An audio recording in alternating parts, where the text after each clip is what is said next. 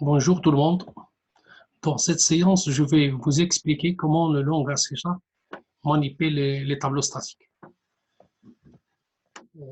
L'exercice 3, l'énoncé de l'exercice 3 dit écrire un programme qui permet de placer les 12 salaires mensuels d'un employé dans un tableau, puis d'en faire la somme pour calculer le salaire annuel. Trier les salaires par ordre croissant. À titre indicatif, j'ai donné 3 signatures de 3 méthodes différentes. Afficher le salaire annuel et trier. Les 3 méthodes sont statiques. On passe au Visual Studio.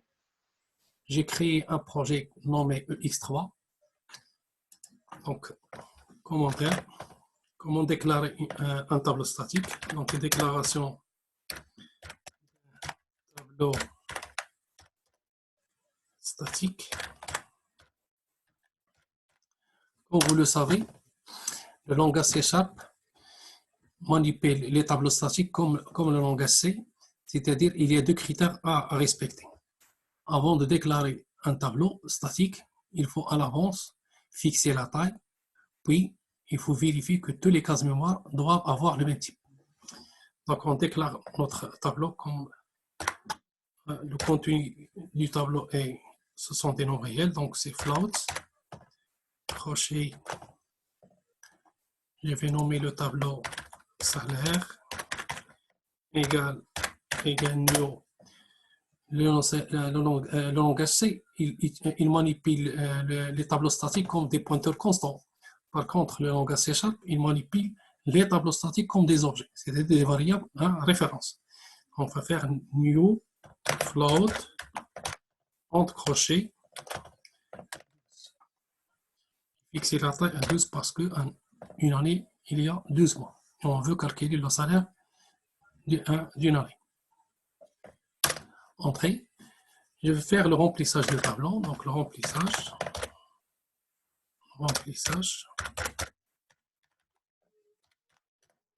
du tableau. Pour remplir le tableau, j'ai besoin d'une boucle. Donc c'est la boucle for CTRL-C, CTRL-V point length. Il faut faire attention à la propriété length, la lettre L, c'est majuscule. Donc comment remplir la tableau? Donc je vais faire CW, comme d'habitude, un message donné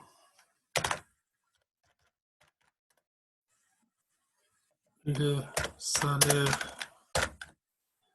salaire du mois, double quote, plus, entre parenthèses, I plus 1. I plus 1. Plus 1. Plus 1 plus, double quote, espace. Donc pour le remplissage, c'est le salaire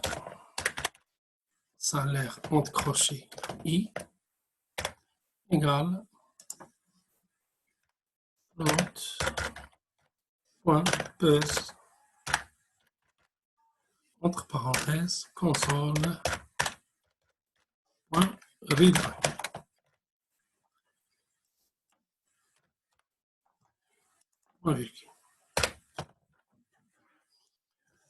Après le remplissage, je peux calculer calcul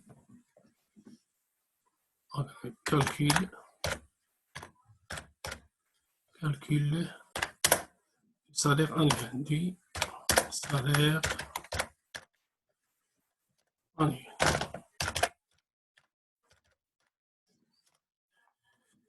Pour calculer ça, j'ai besoin de déclarer une variable de type float res égale appel de la fonction s'appelle salaire annuel, CTRL-C, CTRL-V, salaire annuel, et je passe en paramètre le tableau, s'appelle salaire, virgule. Ici, je précise la fin de main, Commentaire. Définition de la méthode statique. Public. Statique. Le type de retour, c'est float. Float. Salaire annuel. Relever le salaire annuel.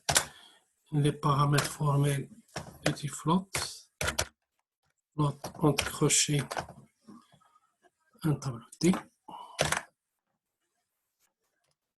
Accolade. Pour calculer le salaire annuel, j'ai besoin d'une variable nommée float somme égale, je dois l'initialiser à 0.0 petit f point virgule.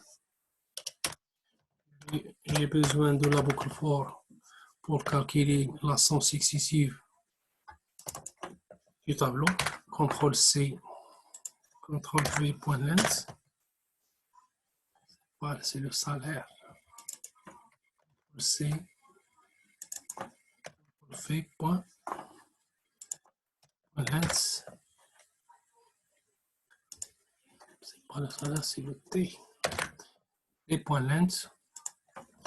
Donc somme espace plus égale le salaire le T de I, c'est T entre crochet de I, point virgule, et enfin retourne la variable 100.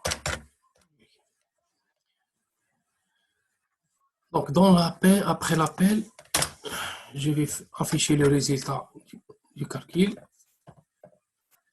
Donc c'est d'élever le salaire annuel et le salaire annuel et espace de points plus plus on va faire THS. À chaque fois j'affiche ici avant de calculer le salaire, je dois effacer le contenu de la saisie. Donc il y a une méthode qui s'appelle clear. Console.clear.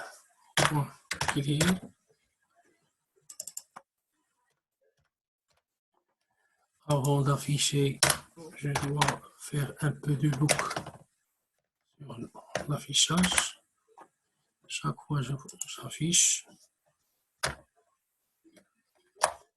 Copier-coller. CTRL-C. CTRL-V. Bien. Oui, je vais trier le tableau en ordre croissant. Donc, la fonction s'appelle trier, salaire croissant. Je passe en paramètre le tableau, c'est-à-dire salaire, CTRL-V, ici, je dois définir une autre méthode statique, oui. Définition de la méthode statique, CTRL-C, CTRL-V.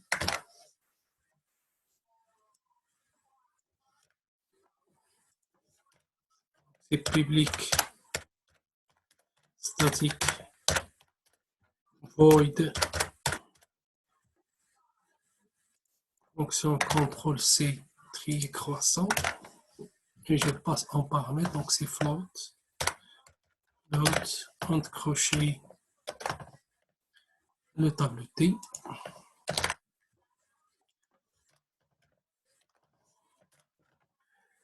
Donc, pour trier un tableau statique, on a besoin d'appeler une méthode qui s'appelle sort. Cette méthode sort, c'est une méthode qui appartient à la classe array. C'est la classe mère de tous les tableaux. Donc c'est array.sort et je passe en paramètre le tableau à trier. Donc ici, avant d'appeler, de préférence, je peux trier le tableau avant le tri. CW envers un message affichage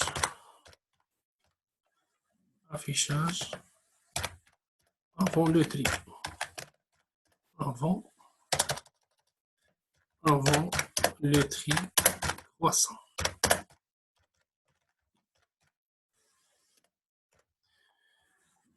Puis j'appelle la fonction tri salaire. Donc je vais afficher ici, j'appelle la fonction afficher. La fonction affiche quoi? Oui. J'affiche le salaire. Donc ici j'appelle la fonction qui s'appelle afficher, CTRL-C, c'est une autre méthode statique. Donc c'est public statique void afficher, entre crochets float tri. Pour afficher un tableau, on a besoin d'une autre boucle qui s'appelle for each. La boucle for each est un mot réservé concurrent de la boucle for, mais on préfère au moment de l'affichage for each sur for. Donc for each boucle for, on va revaler la collection de nécessité. J'affiche CW, j'affiche val plus double quote et on fait anti/t, petite tabulation. Et lorsque j'affiche avant le tri, j'appelle la fonction afficher, trier le salaire, puis j'affiche CTRL-C. CTRL-V. Donc là, c'est trier, c'est afficher après le tri. CTRL-C. Avant d'afficher, on fait CTRL-V, affichage après le tri. Après le tri croissant. Donc, je vais faire un petit CTRL-C. Après l'affichage, CTRL-V, après l'affichage, CTRL-V. Et je vais appeler une autre fonction qui s'appelle trier en ordre décroissant. Donc, trier, c'est comme cette méthode. CTRL-C, CTRL-V, trier salaire décroissant. Et j'appelle la fonction afficher.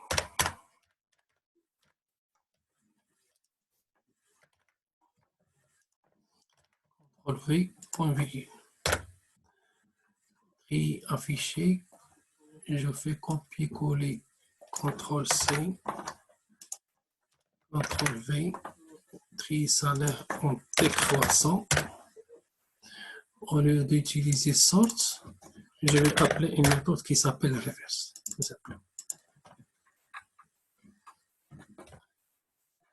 CTRL-C, CTRL-V.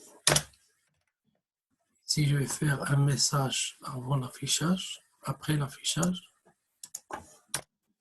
et je vais affichage du tableau décroissant, l'affichage en ordre très croissant. Affichage des salaires en ordre décroissant.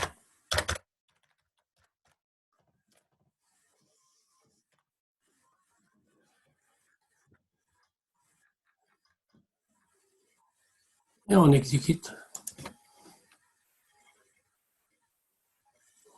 Donner le salaire du mois 1, par exemple 1000 dirhams, 1200, 1100, 1300, 1800, 1500, 1600, 2000, 2300, 1450, alors 1000, 4000, par exemple.